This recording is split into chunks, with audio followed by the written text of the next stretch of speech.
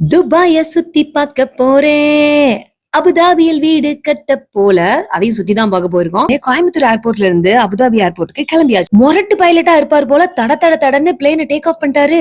நான் போகிறேன் மேலே மேலே பூலோகமே காலின் கீழே அப்படிங்கிற மாதிரி எட்டி பார்த்தா இதுக்கு முன்னாடி போன இடமெல்லாம் நெய்தல் நிலம், அதாவது கடலும் கடல் சார்ந்த இடம் தான்.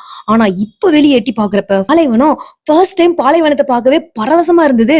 பெட்டி பெட்டியா கருப்பா என்னவா இருக்குன்னு யோசிச்சு பார்த்தா வேற என்ன, துபாய்னாலே பில்டிங் தானே. தண்ணியே பார்க்க முடிஞ்சது, குட்டி குட்டியா ஐலாண்ட்ஸையும் பார்க்க முடிஞ்சது. இவங்க யாரு? ஆர்டிபிஷியலா ஐலாண்டே உருவாக்கணுங்களாச்சே. லஞ்ச் சாப்பிட போற வழியில இந்த கிராண்ட் மாஸ்க் பார்த்தோம். திரும்ப இந்த வழியா தான் வர போறோம். இதுதான் UAE உடைய பிளாக். பொற்காட்சியில பொம்மையை பாக்குற மாதிரி இங்க பில்டிங்ஸ பாக்கலாங்க.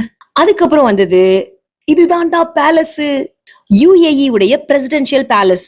தகன்னு மின்னுதுங்க. இந்த லைப்ரரியில இருக்கிற புக்கு பாக்குறப்ப படிக்கிறதை விட எடுக்கிறதே ரொம்ப கஷ்டமா இருக்கும் போலன்னு தோணுச்சு. அடுத்து வந்தது one of the largest mosque in the world, Sheikh Zayed Grand Mosque. வண்டர்ஃபுல்லான இஸ்லாமிக் ஆர்கிடெக்சர் அண்ட் ஸ்டன்னிங் டிசைன்ல இருந்ததுங்க. ஃபுல்லி கவர்டா தான் போகணும். அதுதான் இந்த கெட்டப்.